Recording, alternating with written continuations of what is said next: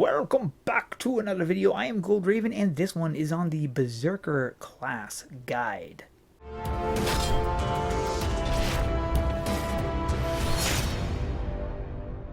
Before you can even get the Berserker class, you need to have your warrior at rank 10. So before you do anything with the Berserker, because you can't get it, is you want to max out your warrior. Get your warrior to rank 10. That's the first thing. Now, if you're having trouble ranking up your classes, I've got a video all about how to gain class XP fast. I'll put a link in the top right corner. You guys can go and check that out. So let's check out the skills. First of all, you've got your passive, which is Frenzy. Now this increases your haste as your health gets lower and lower. Meaning basically, if your HP is really low, like way down here, your auto attack is going to be a lot faster, as well as your cast speed and your global cooldowns. These will all be increased. Your auto attack is a pretty important part of this because it attacks quick, and haste is important with this class. With the Reckless Smash, this is a pretty powerful damage, but it also causes 10% of your health to be banished. So you're going to be taking a hit every single time you use this. Your HP will be going down by 10%, and this can definitely put a chunk in your health, which is not a bad thing because you actually want this class to hover around the 50 to 40% mark. Next is your Savage Flame. And once your HP is below 50, well, or at 50, but it has to be below 50, and then you are going to be dealing double damage. So this is also really important. Couple this with this and this, keeping your health somewhere around 40 or 45, and you'll be doing a lot of damage with this. The next one is Raging Strike, and this is also a pretty good one. This increases your strength when you're below 50% health, which means if you keep it around the 40 to 50 area, then you're going to be doing 15% more attack, which is really good. Only lasts 8 seconds, but it's definitely worth it. And then this also has a second ability. If you use it twice, you're going to be getting Invigor, which is Blood Rush. And what this does is it heals for 2% of your missing health. So if, let's say, you're at 20% health, and this is going to be gaining 2% of your missing health. So you're going up, very, very small, but it definitely helps if you're moving really quickly. Next is your ultimate, and this one here I was actually not impressed with when I first got Berserker, but actually I do like it, especially if you couple this with the Blood Rush.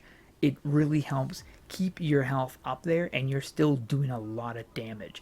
So Battle Fever increases your haste and your movement speed by 30%, which also gives your auto attacks a guaranteed critical hit. Last thing is the Cross skill, and this one here is actually not bad. This affects you and anybody who's nearby. And this also increases your haste, but it increases it by 20%, which does not seem like a big deal. But if you couple this, the Wild Shout, with Battle Fever, and then you use Blood Rush, you're going to be gaining a lot of health back. So this can really make you a pretty powerful opponent on the field. That was a lot of P's. Pretty powerful opponent. Next, we're going to be talking about the build. What build you're going to be using when you're using this class. Now, there are 3 things to focus on when you're doing this build. You're going to want your attack, your crit, and your haste. So the first thing we're going to do is the weapon. Now, these are going to be all level 29 that I'm going to be doing, but you can take the stats into consideration based on your level. So the first is your weapon. I'm choosing the Bracken Lance and Shield because it has really good attack, crit, and haste. For your armor, you've got no haste, so you're focusing on the attack and on the crit, which is why I chose the Tengu robes, because that's what it's got.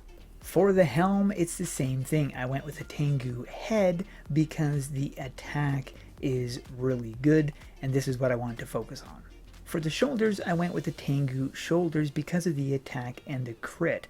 I do have these ones here that has better armor, but it has less crit, which is why I went with this to give my crit more of a boost. For the belt, I went for the Tengu, and the reason why is because of the haste. I could have gone with the samurai belt, but as you can see, haste took a hit. Even though it's got great armor and evasion, it takes a hit, and that's one of the 3 stats I'm trying to focus on. For the cape, I went with the Tengu wings, and of course the reason why is because of the crit and the haste. I could have gone for this, but as you see, the hit is on the haste. Now you do have good crit when it comes to this, but I wanted that extra haste because that will come important when I'm trying to heal myself. For the gloves, I was kind of stuck between a rock and a hard place. I went with the Tengu beads because of the haste. But when I'm looking at the samurai gloves, it's basically the same crit being reduced here. And the only thing that's different is the attack has 1. Now this is not going to be affecting the attack in any way, so that's kind of pointless, but I just decided I might as well focus more on the haste. For the boots, I went with the sandals, and again, this is because of the haste. Now if you couple this class with tasty buns or any kind of consumable thing that boosts your attack and your defense, will make this thing even more lethal. The first skill that I start with is the 4th skill, and the reason why is it increases your attack. So the 4th ability first, and then followed by the 2nd ability. I really love the animations on this class, looks really good. So after using your 4th and then your 2nd, you can then focus on your 3rd. This is going to be causing extra damage. I'm just dropping these guys without even trying because they're attacking themselves, so that's why. But as you can see, the animations look really good. When you're below the certain point, you'd be below the 50%. This is at this point I could use my healing ability to try to gain back some of my HP. Now that only lasts for 4 seconds before you're going to start getting hit again. But if I were to use my ultimate and then the healing ability, you can see it's sufficiently going up. If I couple this with my cross skill, it's going to be, well, I didn't do it fast enough. But if I had my cross skill going the same time as my ultimate, I will actually demonstrate on a more powerful opponent. But it definitely works that way. So when you start off your fight, what you want to do is have your first go. Look at how close I was to dying before I revived myself with that 3rd ability. That is how important Blood Rush is. I was literally an inch from death before I was able to restore myself. So that's crazy good. So again, boost yourself. And if you do it again, you're going to be healing yourself based on your attacks. That's the 2nd ability for the 4th ability, 2nd time. Alright, so now that I'm just going to wait until I'm below 20. There we go. Cross skill, ultimate, and then I'm going to use my healing ability, and look at how much that healed me. Now when you do your first attack, you're going to notice you take a sufficient hit. You lose 10% of your health when you do that, but you intentionally want to do that to get your health below 50%, and once you do, your 3rd ability is going to be more powerful. So you definitely want to do that. Couple that with this and you're going to have even more power. Alright, we'll test it out on this guy. Let's see what we can do here. And this guy, am I scaled? I'm scaled, so that's not quite the same. There's no place where I can go where I'm not scaled, at least none that I can think of. So anyways, we'll just get ourselves down to the 50% mark. There we go. And now we're going to be testing out what this guy does. Look how fast he's going, first of all. That is insane. Now let's use our cross skill our ultimate, and our healing ability.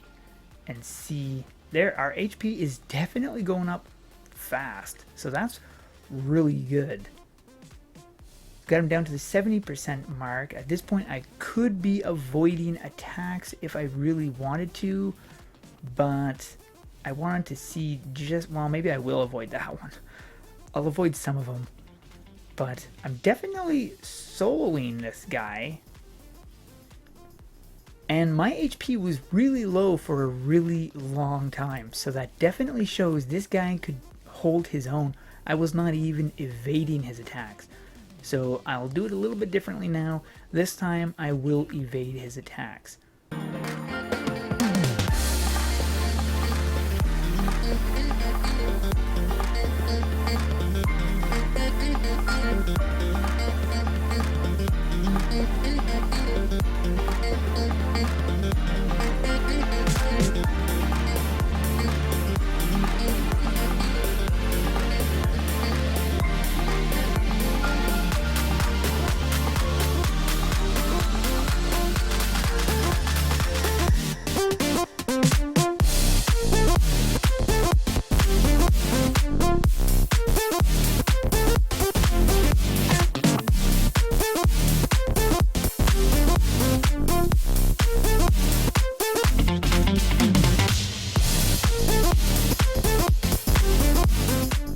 Booyah! And that is how it is done. So he's definitely soloable, and that was not easy. I actually died a couple times because I was keeping my HP around 20 and 25. So I did have to use pots a couple of times because I was getting hit. Of course, he was in a bad area. Right down here, I couldn't see his attacks, so I couldn't really evade that well. But I hope that gives you guys an example at just how OP this class really is. And that is it for this video. Hope you guys enjoyed, and we'll see you in the next one.